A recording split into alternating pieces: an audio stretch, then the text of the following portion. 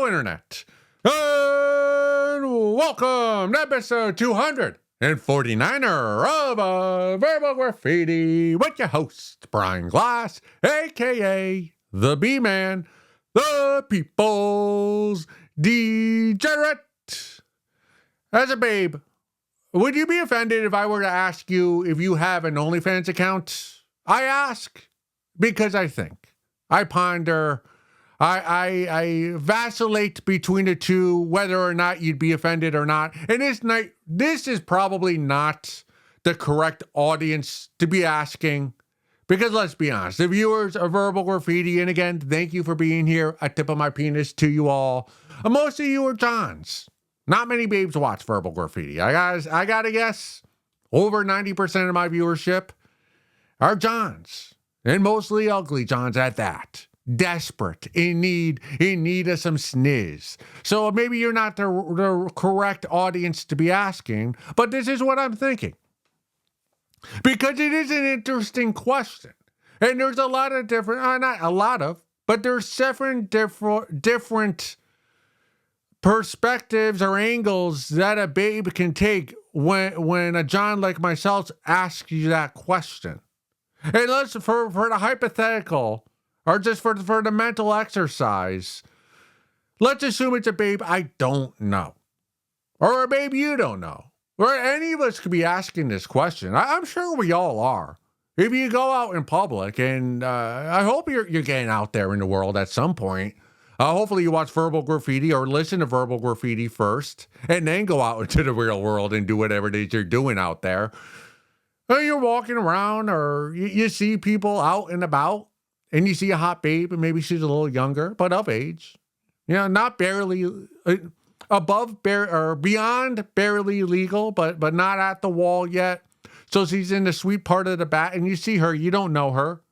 You're leering at her a little longer than you should. Not because you're mesmerized by her looks and her appearance and her symmetry, which you all are, which you're mesmerized by them all.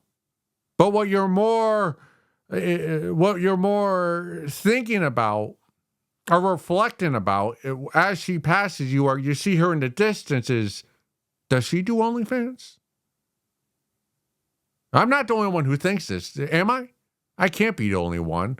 So I gotta imagine there are other Johns out there thinking that when you see a hot babe, instead of thinking, oh, maybe I should go chat her up and ruin her day and make her feel uncomfortable and afraid to go out in public ever again. Maybe I should do that. Go up, try to spit some game. That fails miserably. Instead of doing that, you start thinking about, do you think she has an OnlyFans account? You think she shows her sniz on camera for internet coins? Does she? But you're thinking about that, and by the time you ponder that question, she's gone, or maybe you're gone. So there was no chance for you to spit game and make her feel awkward.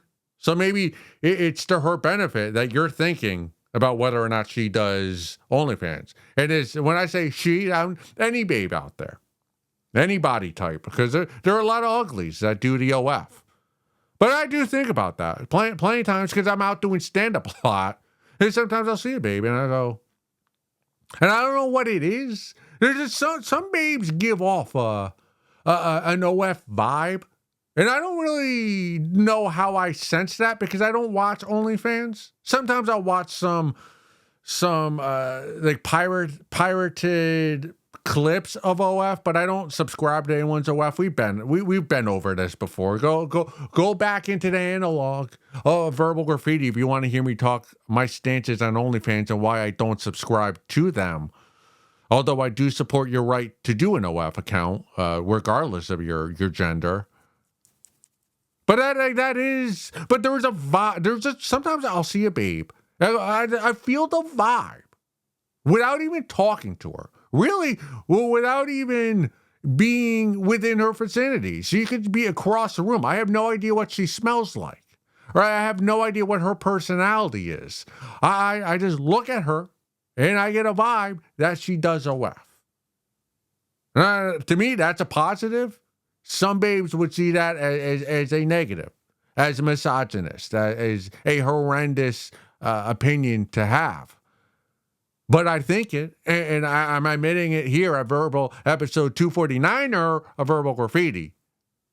Now, what do I do with that information? Or what do I do with that thought?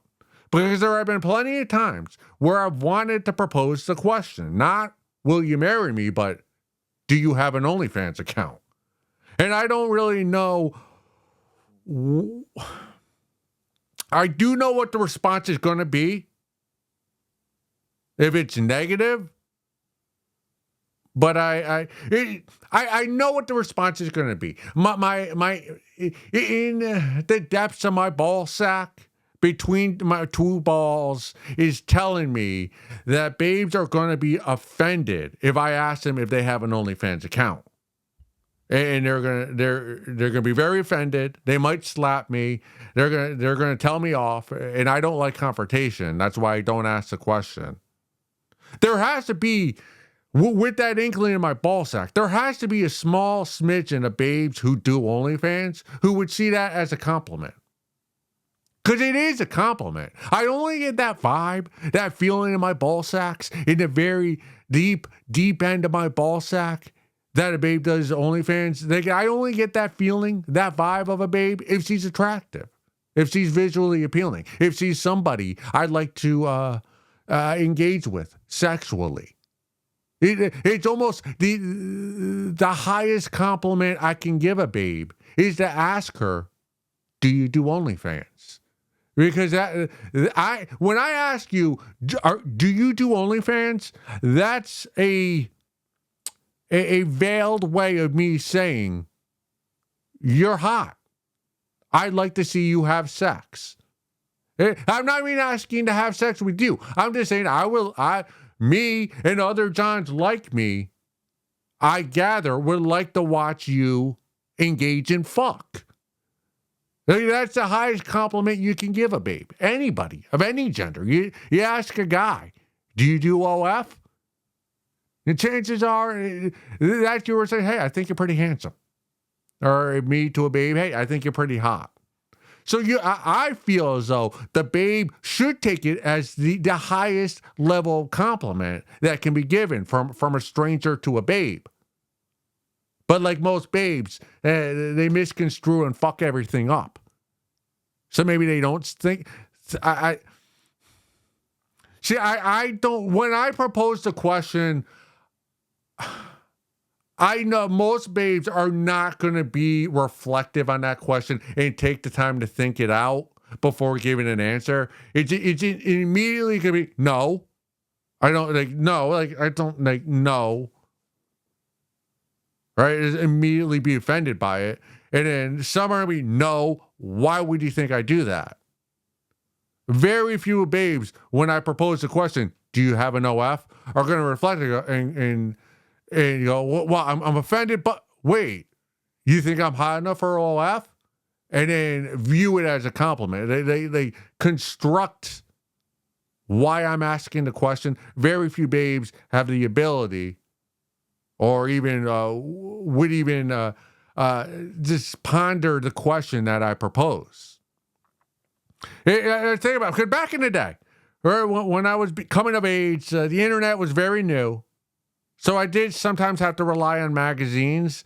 And back in the days, at least in Howard Stern era, when he was on terrestrial radio and Channel E, that was a compliment. When you asked a babe, and again, this was pre-John, very, very early puberty. I was not a full-fledged John pervert yet.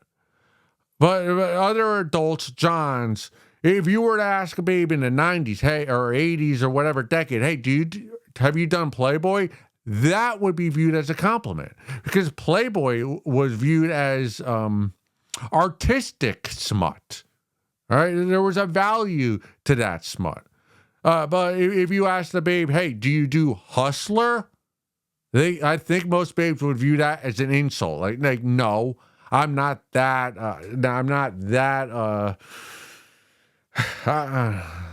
Adventurous as a babe, because if you don't know, back in the day, Playboy, it was a skin naked, airbrushed, obviously, but there was no pink. All right, there were no opened lips. Where Hustler, they would open the lips and show pink, of their vagina, labia. So I think that was a difference between the two, like showing a little pink. That was a step too far for a lot of babes. Like you were seen as almost, ooh, you're a dirty girl. If you did if you did Hustler, you were seen as a dirty girl. But if you did Playboy, you were seen as classy, feminine, a celebration of the female body. But in the year 2026, if you do OF, or if I ask you if you do OF, like, that's my way of telling you, well, you're attractive. But again, like most babes, she's not going to understand that it's a compliment. She's going to view it as an insult. Like, it's almost like she's going to view me viewing her as dirty and only seen as an object, a sexual object. But it's nothing further from the truth. Because when I ask you if you engage in OF, I view you with the highest of regards that I have for any humans. Do you know that? If you're a stranger and you're watching this and somehow we meet in real life and how's your day going? I'm doing well. Hey, do you have an OF? That's a compliment, not an insult. Also, this is interesting. I don't know if this is true or not. I read somewhere on the internet that of all the grapes, and we're using grapes instead of the real word, 50% of grape victims say they've had orgasms when they were graped. That's a wild question to ask of a grape victim. All right? Someone feels comfortable enough to share this trauma, this horrific event that they're dealing with, struggle, or that just happened to them. All right, you were molested, you were raped, you were groomed, or you were taken advantage of sexually, and then they're divulging this deep secret to you. Obviously, it's not their fault that this happened to them, the grape. But then if I were to ask you, you divulge all this information to me for the first time. And one of the first questions I ask after you share this information is, did you orgasm? That's a wild question, even for the B-man. I don't think that's a question I would ask of a grape victim. And I wonder, who's asking that question? How do you get that statistic? Because someone had to do a survey, right? There's somebody out there, some university did a survey of grape victims, and on the survey was, did you orgasm? Hey, that's a wild question. That's even more wild than asking a stranger if she does OF. It's, hey, you were raped? Did you orgasm? I'm not getting, all right. We're getting a little dark. Actually, let's get a little bit darker, okay? I'm at the point now where I might be pro-incest. We'll get to this in a later episode. I see so many just people who've given up. I want nothing to do with.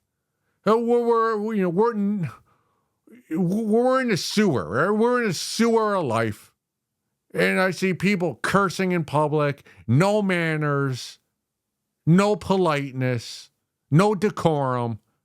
And I'm at a point now where if I were to share my genes and try to share, pass them along, which I haven't, but if I ever did, I'm at a point I'd rather do it with a family member than somebody who, I don't know who your family is and what your upbringing is and what your beliefs are, because they're probably not up to my standards.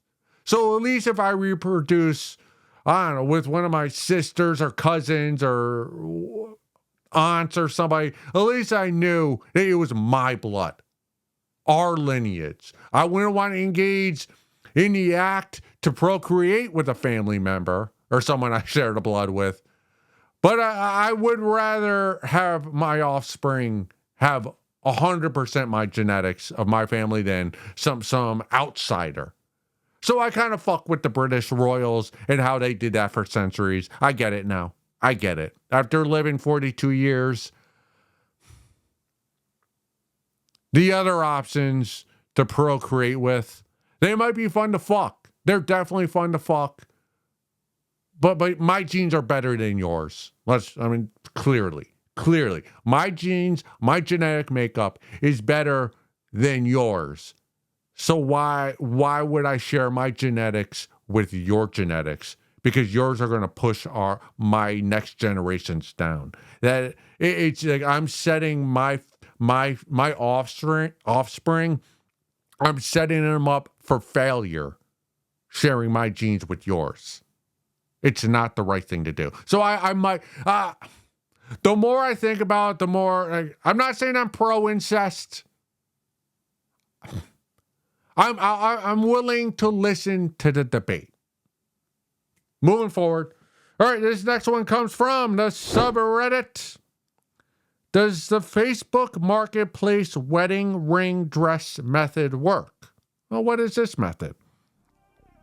I was thinking since I have no game, I should optimize my chances for hitting on people going through a lot where their mental status and self-esteem are down, likely, and tell them how they still look 20, etc., and a dime, and how they deserve better, a real man who takes steroids in the ass, etc.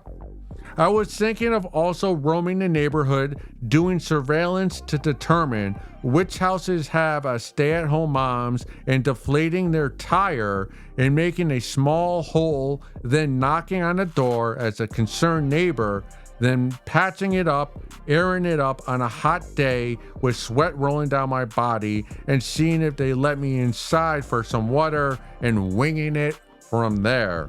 Length, I'm assuming of his penis, is 7.25 to 7.5. Girth of same penis, 4.75. So you have the stats. This is America. I like this. This is making me giddy. I like where your mind is at. This is American ingenuity. American ingenuity at its finest, at its peak. You are a real American. You are a patriot. We need more men like you, more Johns like you within this nation. Right? So many guys out there, so many Johns complaining that they get no matches on the dating apps. They get stood up, they get flaked, they get ghosted, they can't meet anybody, they go to church, they do running groups, they do it all, but nobody wants to fuck them. Nobody wants to even engage in conversation with them. And they quit, they give up, they go their own way. They look for a life of solitude because no babe they fancies them. Well, there's no babes out there, so I give up. Not this guy. This guy's a go-getter. This guy will not be contained by the box. He's thinking outside of the box. He's flanking the box, and he's finding another way to get inside the box, the sniz. And that's what I give a tip of my penis to. That is what we need more here at Verbal Graffiti and in America. We need more of us Johns thinking of how to get the lonely sniz in the neighborhood. The stay-at-home mom, the mom that works from home, what? The lady that's in the neighborhood. You see her, she's watering the garden. She's wearing Daisy Dukes. Maybe she has a bit of a muffin top because she's had 3 kids. But her chest, it's still plump. You'd love to touch them. And she's in your neighborhood. There's a babe in your neighborhood. You target. I like that you're targeting her. I do not like the method that you're going to use to go about trying to get the sniz of that neighbor of yours on your block. But I do like the game plan. I want to change the X's and O's off the play. All right. You should not slash the tire of the babe on your block that you want to fuck. Especially if she's married. People especially if you live in the suburbs or wherever you live, neighbors are nosy. So if you go around trying to cut up the tire of a neighbor, there's a good chance that somebody across the street or across the way is going to see you popping the tire and they're going to call 911. So, even worse, maybe they'll come out with a gun or yell, hey, someone's busting your tire. Before you can even talk to the babe, a neighbor, old Chad across the street is going to run out and blow up your spot. Best case scenario is the neighbor just calls 911 and maybe it works with the baby. You get inside. But what the last thing you want is to have this stay-at-home mom bent over the dining room table, having the police busted in the door and putting cuffs on you before you even get your nut. You don't want that. None of us, the babe, nobody wants that. Maybe the neighbor does because it's some drama. And there's nothing neighbors love more than drama of another neighbor.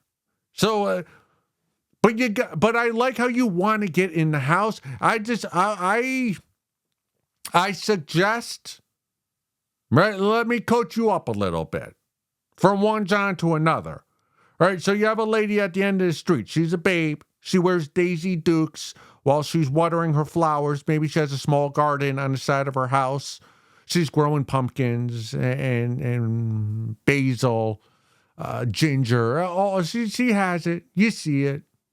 You see her ass in those Daisy Dukes. And you want to fuck her. You want that sniz. Don't slash her tire. Well, what I advise as your coach is, all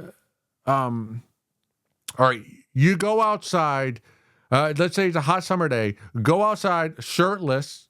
So it shows your pecs, your six-pack. You're putting those steroids in your ass. You want this sniz to see the work you're putting in with those needles. So you walk out, just wear athletic shorts with the 5-inch inseam. You lather yourself up a little bit. Get a little bit of a sweat. Walk down the street. Knock on her door. Make sure you do it when the husband's not home. Or her boy toy, whoever the other guy is, make sure he's not home. And also make sure it's the day of a full moon. We all know that babes are their horniest when there's a full moon and they're ovulating. Obviously, you probably don't know when she's ovulating, but you do know when there's a full moon. So use nature, use the moon to your advantage. Right? It's a day where it's a full moon. You get all lathered up, no shirt, 5-inch inseam shorts. You knock on her door when you're all lathered up in sweat, and if she comes to the door, you say something along the lines of, "Hey, my aunt who lives a mile away, lost a Labrador, ran away. Have you seen a black Labrador in the neighborhood recently? I'm just going from door to door, trying to help my aunt out." Babes love dogs. They love dogs more than babies. There's nothing a babe loves more than a dog. So she's going to be concerned for you. It shows a bit of your emotional side. You're a little emotionally vulnerable because you're helping your aunt. You're a good family man. You have these good morals to you, but more importantly, you're shirtless. You have a 6-pack abs. You're wearing those 5-inch inseam shorts that show the outline of your wiener. That's between 7 1/4 and 7 1/2. She's going to notice that if she's into you, right? And usually, hopefully, there's some small talk. You made this story up about the lost Labrador. So the mom's not going to have seen the dog. Hopefully, she didn't find someone else's dog and brings you to some house that you don't want to go to. But so make you make conversation, and what you do is you notice something in the house, all right? Because she's not going to say no and shut the door on you. If there's a lost dog in play, she's going to give you some of her time. Use that time to your advantage. Look past her into the house. Maybe you notice the dining room table and ask her, what type of wood is your dining room table made out of? Or maybe, I like the finishing on that molding by the floor. Can I go look at that? I do some carpentry on the side and I just want to see the type of work that's done on that molding. If the stay-at-home mom, if she's willing to play ball, she'll let you in the house. And you're just using the dining room table or something you notice that you do some type of carpentry to get into the house. She knows you're lying. You know you're lying, but you got to get in the house. And you're using a lie to get in the house. And if you get in the house, more than likely, if she's ready to play ball, if she's ready to get that 7.25-inch cock inside of her sniz, she'll ask you for some. She'll ask you if you want something to drink. Engage. Say yes. I'd love some lemonade. Do you have any pink lemonade? It's a hot summer afternoon. I would love some pink lemonade. And she'll go, of course. Well, let me see what I have in the refrigerator. Here's the key to getting that sniz. Don't stay where you are. When the stay-at-home mom goes, let me go to the fridge, see what we have, follow her. Get behind her so that when she opens up the refrigerator with whatever drink she gets out for you, you're right there, right? You're in her personal space. But she came into your personal space, though. So that's what makes it better, right? That you were right behind her. You were right by the refrigerator. It's just her opening the door of the refrigerator, put the two of you in each other's personal space. Take that to your advantage. Don't back away. Stay there. It's be an alpha male. Take up the space. And as she's giving you the drink, just notice if she's gazing at you. And put your hand on the small of her back or the side of her hip, just gently. And if she doesn't back away, then you can pull down her Daisy Dukes and stuff her sniz. And put your semen inside of her, right? Be the buck. Inseminate her and have her just pawn that child that you put in her off on her husband to raise. That's the play. You don't have to break a law. You don't have to go cutting up tires and messing up people's property. Go up to her door, knock. Hey, I think there's a missing dog. Can you help me out? If she engages, you get in the house. You get in the kitchen. You fuck on the dining room table. Or you fuck on the island if she's rich or her husband's rich. That's the play. We need more of this. We need more of this. All right? Guys, Johns, somebody in your neighborhood. If there's a sniz that you fancy, don't like her on Facebook. Don't, get in her Snapchat. Go to her front door when her husband's not home. Make up a story. Get in the house. Be proactive. Let's go look at something.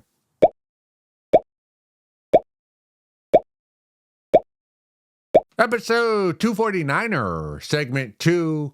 There's something I find myself thinking about, and I don't know whether this is juvenile or astute of me, the B-Man. Let me bring it to your attention. The last couple months, I find myself, anytime I see a hill, my first thought is to think about whether or not this hill is good for sledding or not. I do this as a 42-year-old John. I don't know. I don't think many guys in their 40s are doing this, especially guys who don't have children of their own. Like I think once you hit the age of 14, 15, you stop thinking about sledding until you have kids of your own, whether that's with the family or you just happen to kidnap your own child or a child in the wild. However you have the child, that's when you start thinking about sledding again. Hopefully, if you're a loving parent, you're thinking about sledding with your children or hills that they could sled on. So even though I don't have kids of my own, I tip of my penis, for looking out for the kids and trying to find hills. But there's a house on my block in their backyard. They had a hill that was perfect for sledding for younger kids. Let's say 7, 8, 9, maybe 10 years old. Now, once you get past 10, you want a long hill that's really an experience that you can kind of wrestle with your friends as you're going down the hill. But when you're a younger age, 7 or 8, you'll want a quick hill where you get down to the bottom and to the top very quickly. And this was just a backyard, quick hill, pretty steep slant, pretty safe hill too, like not right on the road. It's in the backyard. So it's a perfect sledding hill. And they just recently got an above ground pool, which is, RIP, IP to that family. You never return once you're a family with an above ground pool. You're white trash for life. So this family is now permanently white trash. That's neither here nor there. But what is here is the above ground pool. And to put the above ground pool in the backyard, the workers had to cut into that perfect sledding hill. And it made me sad for the kids of that family. I would rather have the sledding hill than an above ground pool as a 8-year-old or as a 42-year-old. You ever see a hill that was perfect for sledding, but then the house owner put up trees and bushes to kind of block the hill? You go, that was a perfect sled, and part of your black heart whimpers for what once was. I don't know. There's a lot of time, even on the highway. Even on the highway, I'll see a hill. Oh, man, if it wasn't for this highway, that hill right next to this highway would be awesome for sledding. All right, moving forward. All right, this next one comes from the subreddit, Am I Pregnant? Did I do this right? ? Condom broke. Now I'm freaking out. According to Flo, ovulation starts tomorrow. I took a hot shower and rinsed out as best I could, went and got a take action pill within 30 minutes of the incident. Obviously, I have to wait and see what happens. However, I am more or less close to 200 pounds. I only took one pill. Should I have taken 2? I did speak with a pharmacist. She brushed me off and said there's no weight concern. My instincts are to laugh at you and call you a dumb lollipop for thinking you have to take 2 plan action, plan B pill. Is that the name of it? Sorry, take action pill. That's not what I would name the plan B pill, but okay. You're taking action against the action that you just took with the broken condom. Okay, so you take let's call it the plan B pill.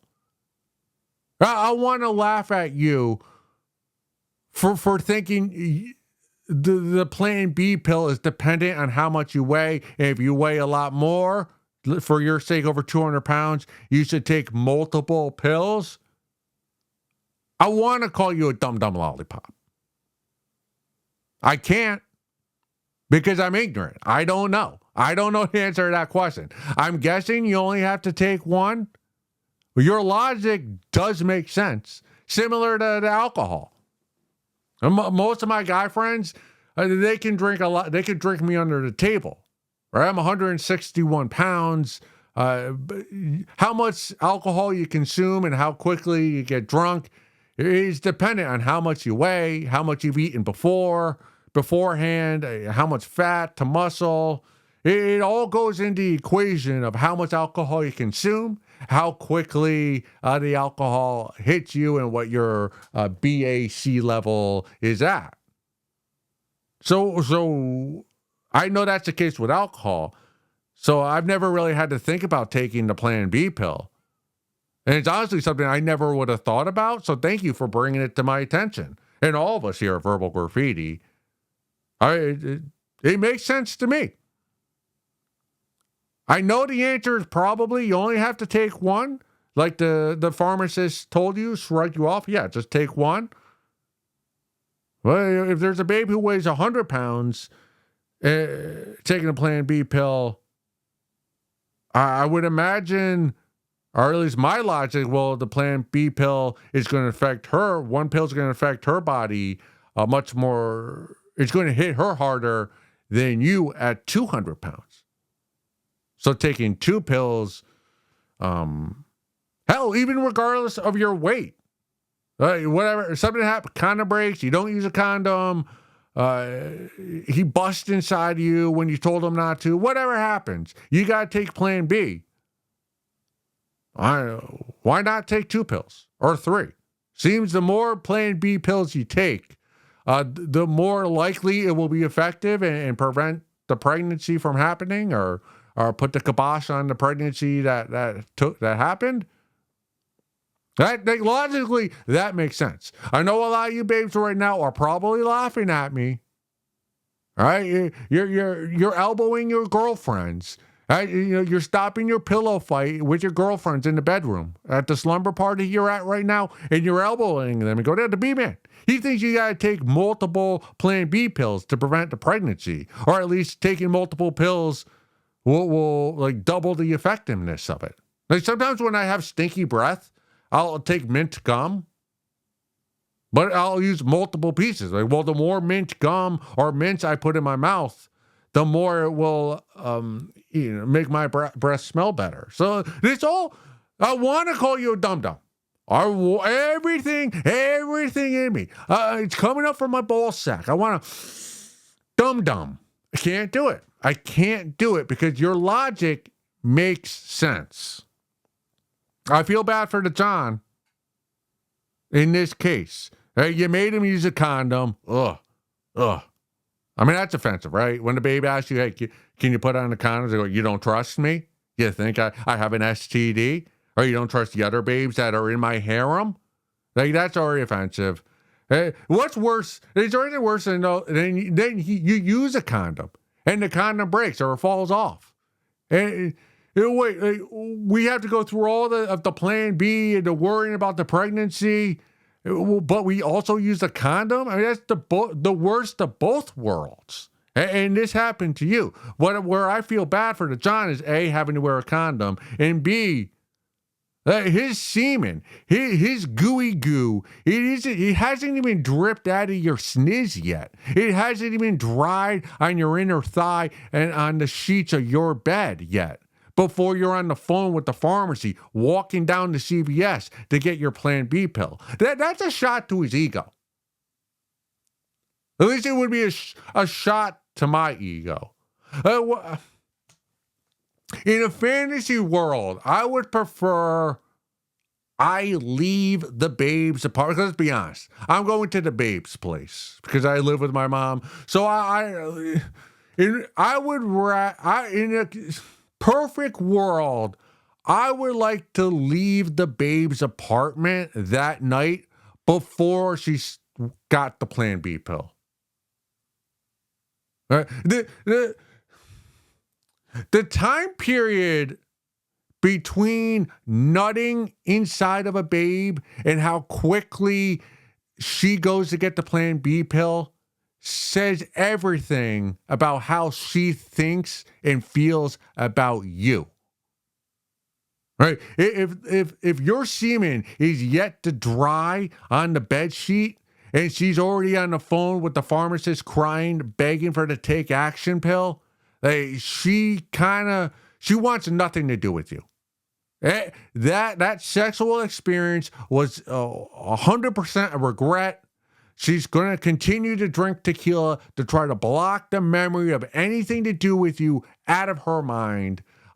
She's just thinking about being with you makes her nauseous. You're unforgivable. You are her rock bottom. When the sniz is still, it's on her taint.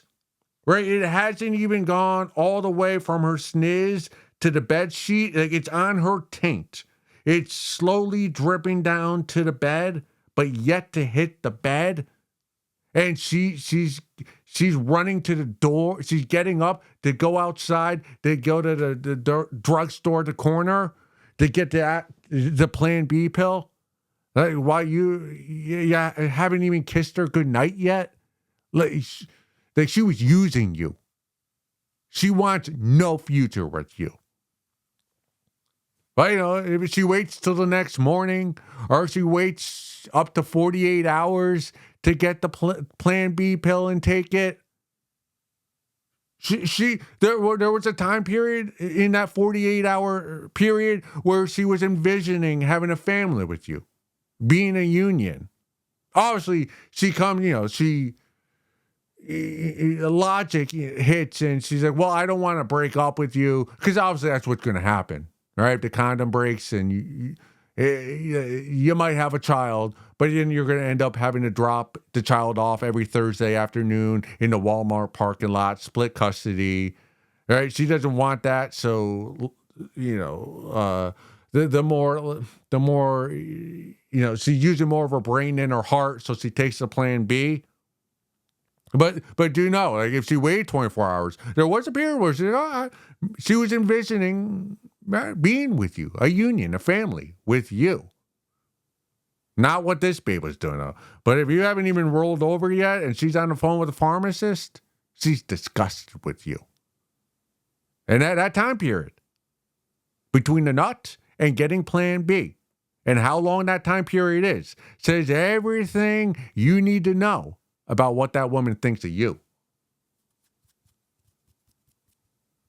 Obviously, this John, she wants nothing to do with.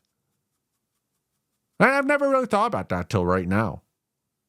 Yeah, that's... by the way, you don't take plan B or plan action or whatever this pill is. If you find yourself in this situation, you're a babe, and again, tip of my penis for you watching and or listening to Verbal Graffiti. If you're using a condom or whatever, or there's a chance of a pregnancy that you don't want, the Plan B pill, like it's not healthy for your body. I mean, obviously, it kills a baby that's inside of you, or what will one day be a baby, right? It's not a healthy thing to be putting in your body, that pill. So if you don't want to get pregnant, or once the semen is out of you, you flush yourself. Really, there's more holistic ways to prevent pregnancies, and those ways include a combination of chugging 2 liters of Mountain Dew, warm, right, not refrigerated, a warm 2 liters of Mountain Dew. Hold your breath for 60 seconds, do 255 jumping jacks. If you have access to a hot tub and or sauna, stay in that for 30 minutes, sweat it out. And that's how you prevent the pregnancy. It's a much more holistic, healthier way to prevent the pregnancy than taking the Plan B pill. You're welcome. You're welcome. And this is medical advice. This is medical advice. All right. The Plan B, it's known to be effective. I'm just saying my way, there's been no oopsie daisies. There's no what? Well, I am 100% effective. 2 liters of Mountain Dew, warm. Hold your breath for 60 seconds. 255 jumping jacks. Half hour in a hot tub and or sauna. Go suck a fat one.